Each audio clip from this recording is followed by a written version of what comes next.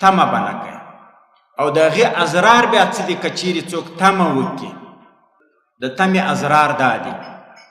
چې بیا به د خلکو په ډیره دنیا کې د خلکو په پیسو کې د خلکو په هستی کې به ستا فکر و سوچ وي چې دا به ما ته څومره راورسېږي د علم اهانت به هم د خلکو د پیسو په خاطر بیا در څخه کېږي چې د علم کم عظمت ته هغه به بیا تر پښو لاندې کېږي ځکه د یو چا پیسو د یو چا جایدادو د یو چا شتمنۍ ته به دې امید وي او کله کله حسد هم ورسره پیدا سي چې څوک ډېر شتمن وي له هغه سره به د حسد پیدا کېږي او حسد بیا د انسان د زړه له بدو صفتونو څخه یو صفت ده عناد به پیدا کېږي بغض به پیدا کېږي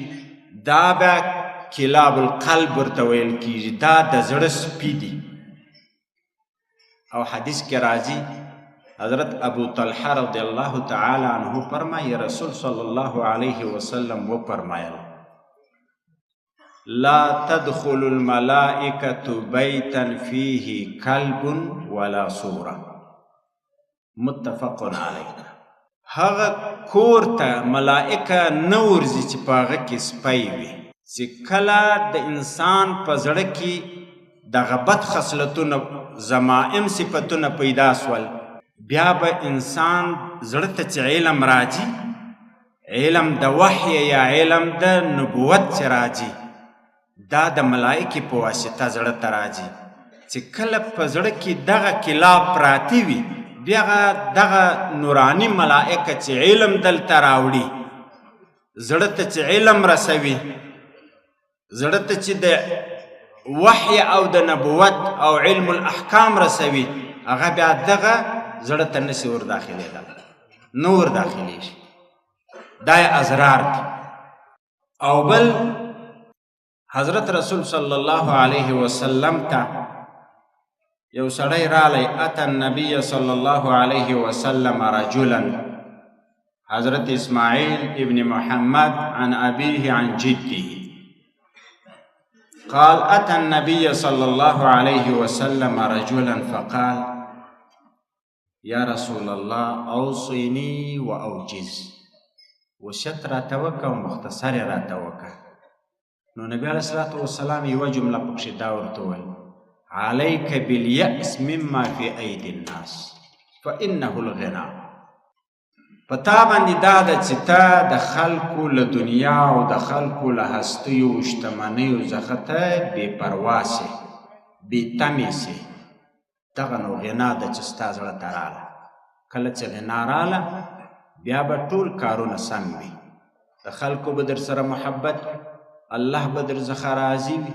په علم کې به دې برکت علم به دې مثمر وي په هر مجلس و هر کلي و هر دیار کې چې اوسېږي خلق به در څخه خوشحاله وي او ستا علم به خلکو ته ګټه رسوي او فایده به رسوي او بل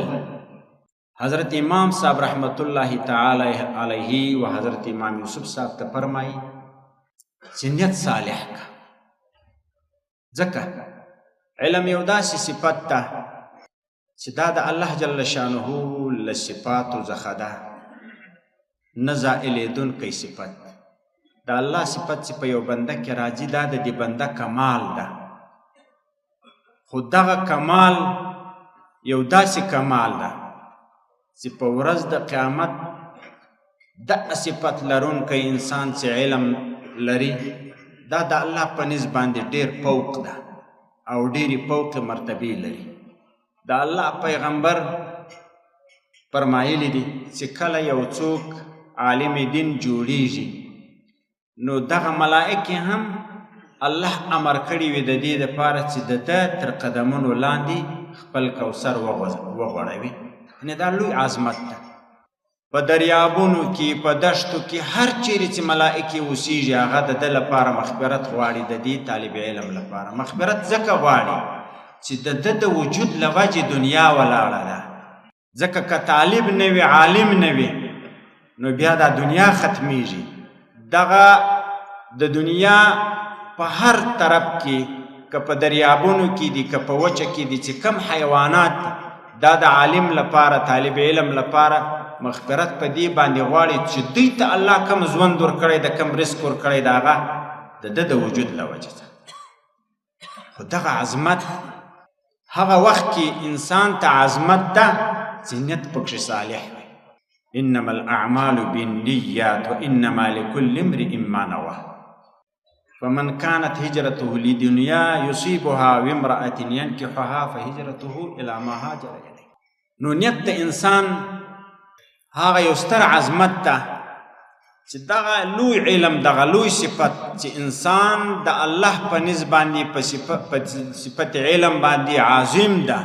دغه عظمت یې هلته پاته کېدلی شي چې نیت پکښې صالح. که نیت صالح نه و، تاسو ته معلومه ده چې بیا په ورځ د قیامت باندې الله پاک اول چې حساب کوي له درو کسانو سره یې کوي. اول په هغو کې عالم ده، شهید ده،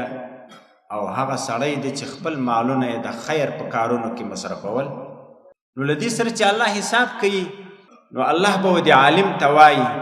د مفتي صاحب ته به وایي چې تا ته خو ما وخت درکړی، ځواني مې درکړې وه، تا څه وکړل؟ نو دی به وایي الله ما دا ځواني، دا د ځوانۍ وخت، دا د ځوانۍ خواهشات، دا ټوله په مدرسه کې مصرف کړي ول، د طلب علم لپاره مې مصرف کړي ول.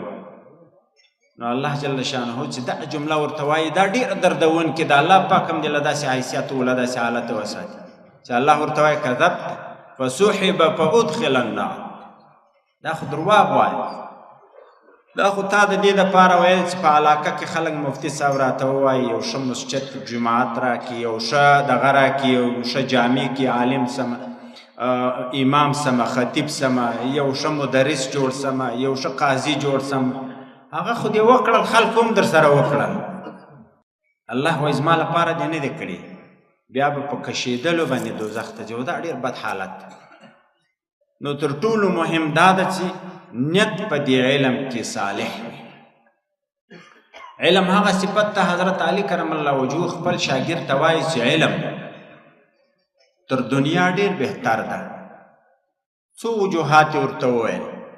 یو خو په دې باندې علم بهتر ده، یو څوک که ډېره شتمني لري، ډېره دنیا لري، یو سړی غریب وي خو چې علم لري، دا سړی ډېر فوق ده، له دې سره ډېر څه شته. یوه وجه یې دا ده چې علم حاکم ده، دنیا محکومه ده. علم به دا حکم کوي چې دغه معامله فاسده ده، فیصله سوه ګوره، دا جائزه ده، دا نور معاملات، مناکحات یا هر څه چې دي، موږ 15 قسمه حکمونه لرو لکه تاسو چې ویلي دي په اصول الافتا کې وهکذا په نورو کتابو کې. تر دې چې دا هر حکم چې تر دې پورې تعلق لري، تر دې 15 احکامو پورې،